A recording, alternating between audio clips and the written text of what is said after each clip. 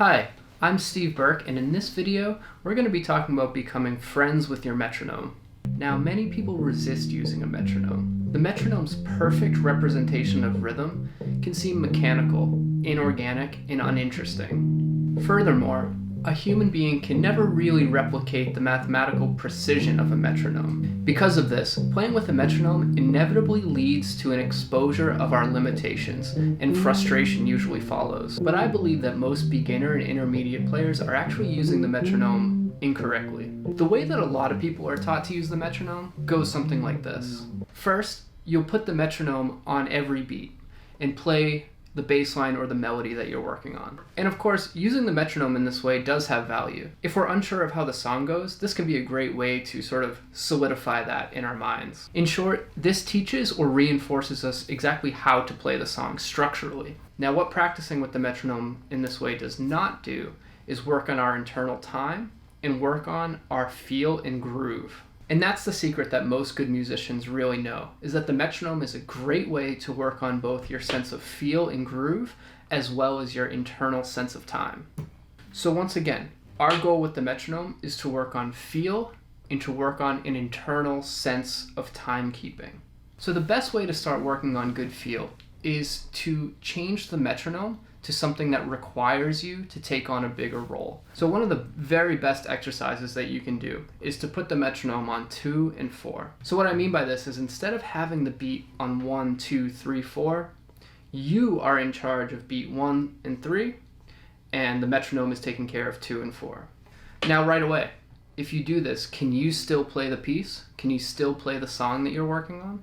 If you can, you're ready to start working on your feel. So what you're really attempting to do here is to make beats 2 and 4 not just line up with what you're playing, but to actually make the metronome sound very, very good. To make the metronome sound like the funkiest, deep pocket drummer you can imagine.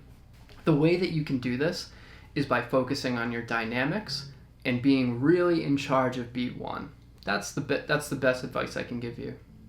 Sort of a general rule to sounding good in music is confidence. So play with confidence, like you know exactly where to put every single note. So let me demonstrate that. So here I'm going to put the metronome on beats 2 and 4. So the way that you start feeling this on beats 2 and 4 is to start by saying 2 and 4 on every click, like this. 2, 4, 2, 4. Then add 1 in between. 2, 4, 2, 4, 1, 2, 3, 4, 1, 2, 3, 4, 1, 2, 3, 4, 1, 2, 3, 4.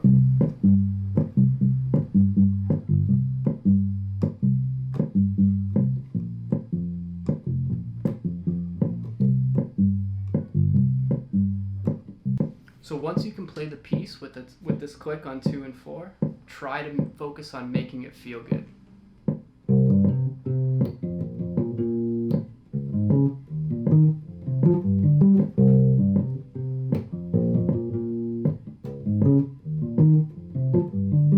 The key to all this is to try to make that click sound really, really great.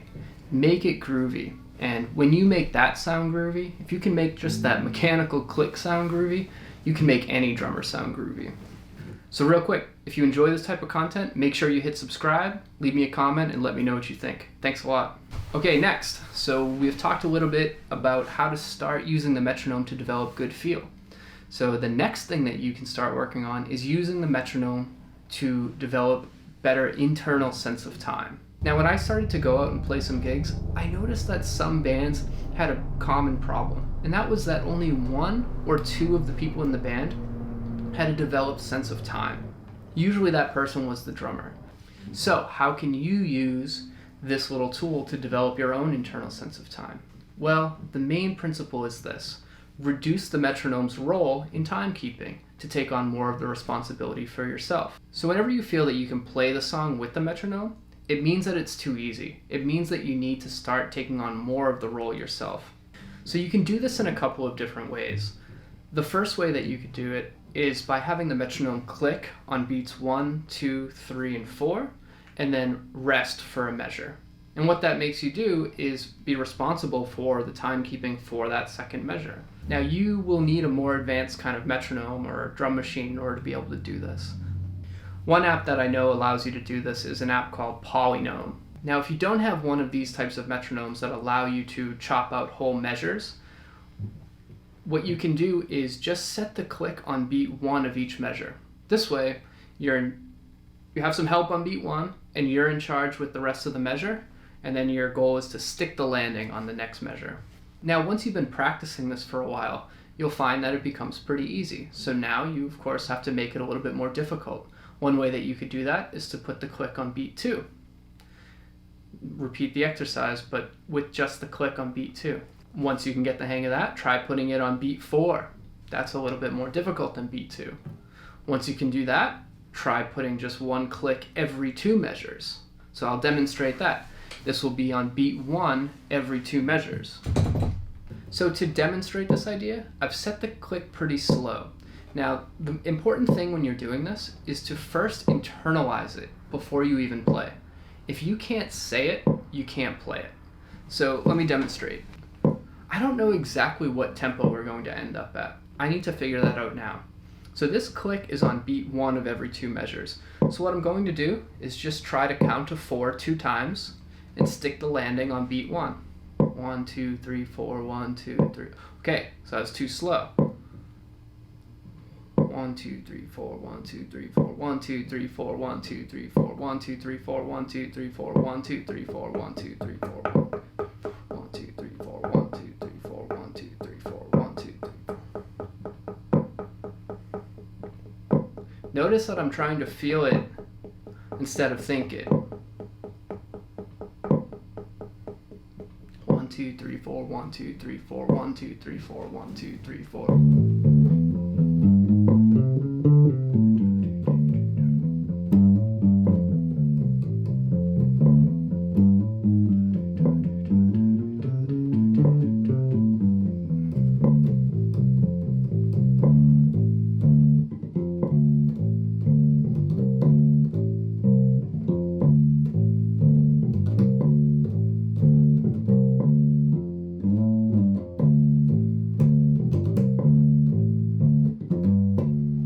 So now that I can do that, I'll try making it a little bit more difficult again by putting this maybe on beat 2, maybe on beat 4. If you really get into this, you can start making this a little bit more tricky by putting this click in between the beats. So this could be, say, the and of 1. As you can see, by shifting the timekeeping role to yourself, you really do become in charge of that timekeeping. It's entirely up to you, and if you're not doing it, nobody else is. This is exactly how it should be when you play with other people. You shouldn't rely on the drummer to tell you where the time is. You should be able to play with the drummer. You should be able to manipulate your playing so that the drummer sounds even better. Like anything in music, this type of practicing never ends. You can go forever with it. But my advice as always is this: take it slow. If you chip away every day, you'll start to find that your internal sense of time becomes better. You'll start to find that some exercises that you found difficult start to feel more normal. And then, if you keep up with it, you'll have great internal sense of time, and it will be clear to the people that you're playing with and the people that you're playing for. So I hope that this lesson was useful for you. If it was, make sure you hit subscribe, comment, and like, and let me know what you think. And I'll see you in the next one. Thanks a lot.